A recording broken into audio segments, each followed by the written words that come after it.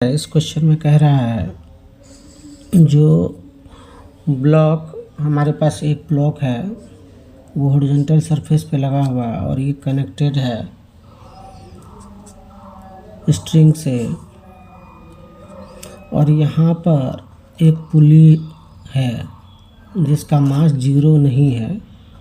मास जो है इस पुली का जीरो नहीं है। इसका मोमेंट ऑफ इनर्शिया जो हमको दे रखा है वो दे रखा है I equal to 0.2 kg metre square.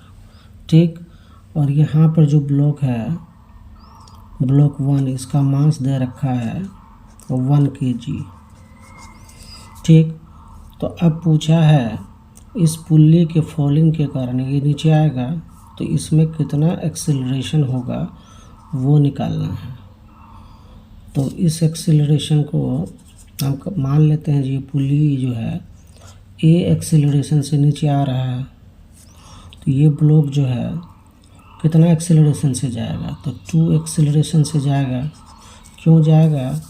क्योंकि हम लॉज ऑफ मोशन में पढ़े हैं अगर ये कोई पुली है तो इसके दोनों साइड में स्ट्रिंग लगा है तो स्ट्रिंग पुल्ली अगर हमारा x डिस्टेंस ट्रैवल करेगा तो ये जो है दोनों साइड से स्ट्रिंग x जाएगा। ऐसा नहीं जो खाली यही स्ट्रिंग x जाएगा, इस साइड से भी होगा तभी ऐसे चल पाएगा, नहीं तो ये यहीं रुका रहेगा और ये बढ़ जाएगा। तो ऐसा होता नहीं है क्योंकि ये स्ट्रेट आता है तो इसका मतलब दोनों तरफ से लूज होगा ये स्ट्रिंग। तो ये जो दोनों लूज होगा इसका पूर्ति कौन करेगा? ये वाला स्ट्रिंग। तो अगर ये x जाएगा तो इसको कितना जाना पड़ेगा? अगर ये x नीचे आएगा तो इसको कितना जाना पड़ेगा? 2x। इसीलिए इसका एक्सेलरेशन अगर a है तो इसका एक्सेलरेशन 2a होगा। इसका वेलोसिटी अगर v है तो इसका वेलोसिटी 2v होगा। तो हमने माना जो पुल्ली a एक्सेलरेशन से नीचे की तरफ रोल करते हुए आ रहा है। ठीक है, a से लीनियर एक्सेलरेशन a है और एंगुलर एक्सेलरेशन इसका अल्फा होगा क्योंकि रोल कर रहा है। तो रोलिंग का केस भी है यहाँ पे। तो इसका मास 1 kg है और इसका मोमेंट ऑफ इनर्शिया 0.2 kg है। क्योंकि ये डिस्क बोला है तो इसको लिख सकते हैं half into m2r square into 0.2 और मास जो है इसका नहीं है पता और रेडियस इसका 20 सेंटीमीटर है, मतलब 1/5 का स्क्वायर है और ये 0.2 है। तो ये हो जाएगा हमको m2 इक्वल टू 0.4 इंटू 25 मतलब 10 kg। इसका मास m2 जो हो जाएगा 10 kg हो जाएगा। ठीक, अब चलिए इक्वेशंस लगाते हैं लॉज ऑफ मोशन से। तो यहाँ पर टेंशन डेवलप होगा T1, तो यहाँ तक तो T1 होगा लेकिन यहाँ मास है। हम लोग जितने भी इक्वेशन बनाए लॉज ऑफ मोशन में वहाँ पर पुल्ली को मासलेस माने हैं, लेकिन यहाँ पर इसके पास मास है, ये डिस्क है तो इसीलिए यहाँ टेंशन बदल जाएगा, ये T2 हो जाएगा। अगर ये T1 है तो ये T2 हो जाएगा। तो यहाँ पर इक्वेशन अगर लगाएं तो T1 और इधर से तो कोई फोर्स लग नहीं रहा है, जीरो फोर्स है, तो T1 minus 0 equal to m1 into 2a होगा क्योंकि इसका एक्सेलरेशन 2a है। तो इसको हम लोग लिख सकते हैं T1 इक्वल टू m1 हमारा 1 है तो हमारा T1 जो हो गया वो 2a हो गया। इसको इक्वेशन 1 मान लेते हैं। और यहाँ पुल्ली की बात कर ले लॉज ऑफ मोशन के लगाने में तो इसका वेट m2g नीचे ला रहा है, इसको m2g और ये दोनों T1 और T2 ऊपर खींच रहा है तो m2g minus T1 plus T2 is equal to m2। इसका एक्सेलरेशन सिर्फ a है, ये ऐसे नीचे आ रहा है और m2 हमारा 10 है तो 10g T1 हमारा 2a है और T2 हमको पता नहीं है, M2 हमारा 10 है, तो 10A, तो यहाँ पर 10G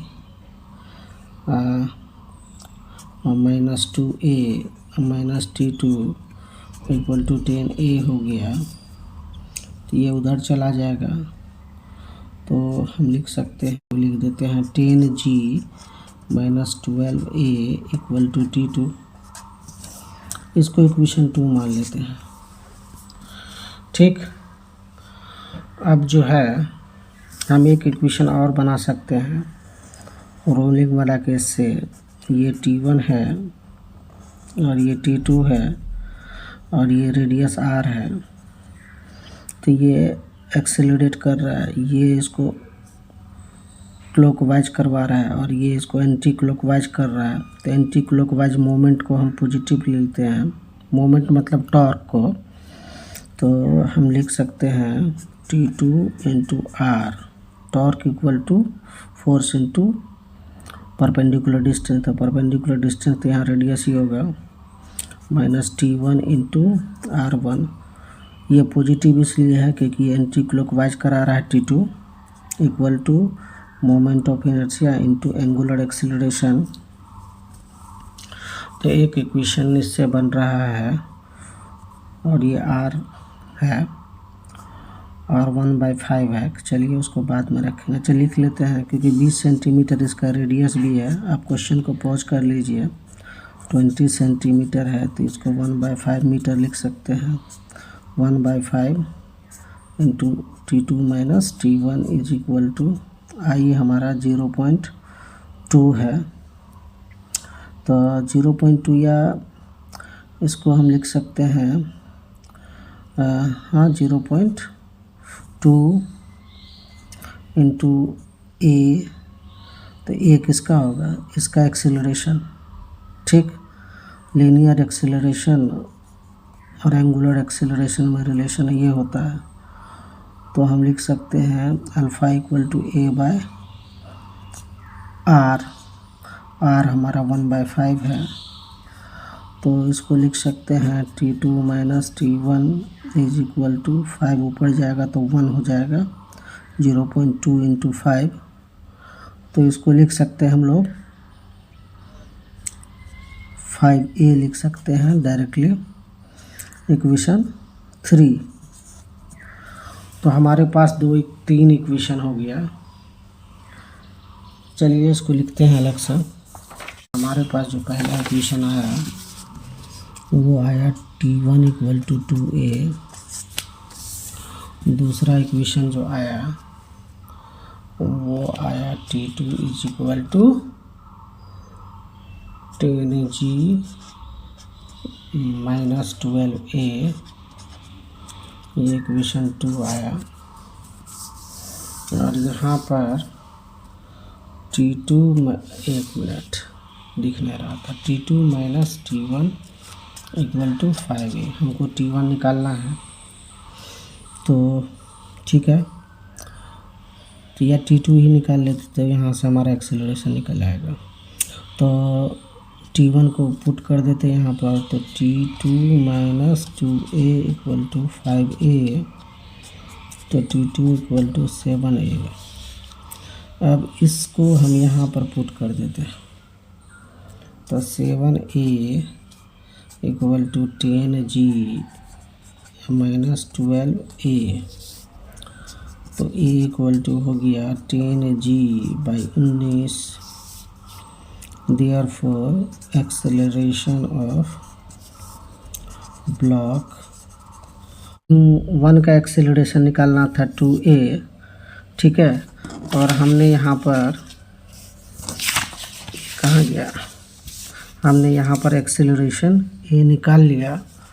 कितना निकाला, 10G बाई 19, तो acceleration of block of mass 1 kg equal to 2A, तो इसको लिखेंगे हम लोग 20G बाई 19, 20G बाई 19, तो 29.8 डिवाइडेड बाई 19, तो इसको जब कैलकुलेट करेंगे हम लोग तो हमको आ जाएगा 98 इंटू 2/19, तो ये 10.3 मीटर पर सेकेंड स्क्वायर के करीब आंसर आ जाएगा इसका।